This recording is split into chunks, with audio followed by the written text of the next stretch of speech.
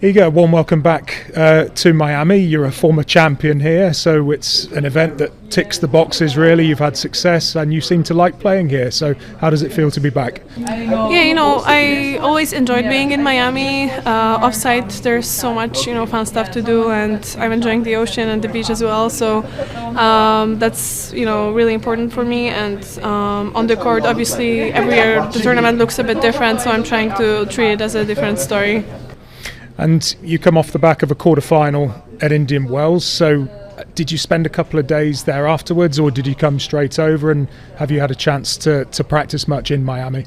No, I came straight here, and yeah, it's been tricky with the practices because of the weather, but we changed our schedule a little bit to manage that, and yeah, I got 2 practices for now, which is great. Also, not so many flexibility with the courts because these are the busiest day of the tournament. So yeah, I'll try to adjust to the conditions because that's the most important thing when you switch from different surfaces and everything, and be ready for the first match. And in terms of the speed of the court, it tends to be slightly quicker here, doesn't it, to Indian Wells? And have you found that here during practice, or not so much as yet? Yeah, I mean, I felt great during practice, but obviously it's usually you do like closed patterns there, so it's gonna also take some adjustment during matches, I would say. But the center court has been not available, so also we're gonna see how the surface is gonna look on the center court. And you've mentioned the beach, and what else do you like to do in Miami? Is there a particular restaurant you like to go back to, a coffee place, for example? There's one restaurant that I love, and actually we have 2 birthday boys in our team, my hitting partner and the coach. So we're gonna celebrate that a little bit, and it's easy to find good restaurants in Miami, so I'm really enjoying that. And away from tennis as well, you've been doing a reading challenge.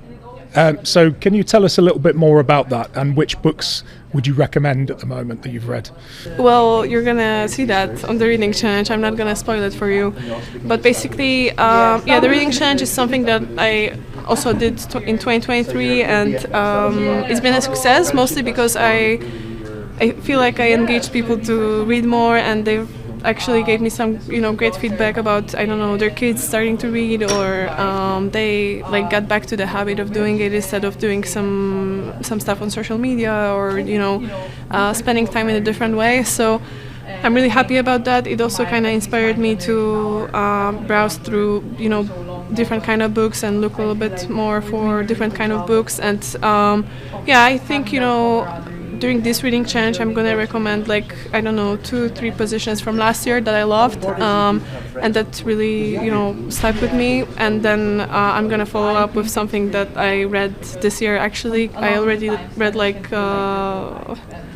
5 books. Not every is suitable for the reading challenge and for sharing, but I'm trying to pick a good ones, so they're also going to interest the audience, and they're actually going to get into it, and after reading it maybe they will want to read some more. So it's a fun thing for me, and I'm really happy that I have a platform where I can share that, and maybe influence some kids that didn't have motivation to read, or didn't feel like it can be fun. That's really nice. And does it help you as well mentally just switch off away from tennis? Yeah, of course. But I always loved reading, so it's not anything new for me. But yeah, it's a way for me to spend my free time, and it's relaxing.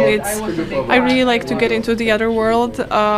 So yeah, I love that, and I'm always going to read.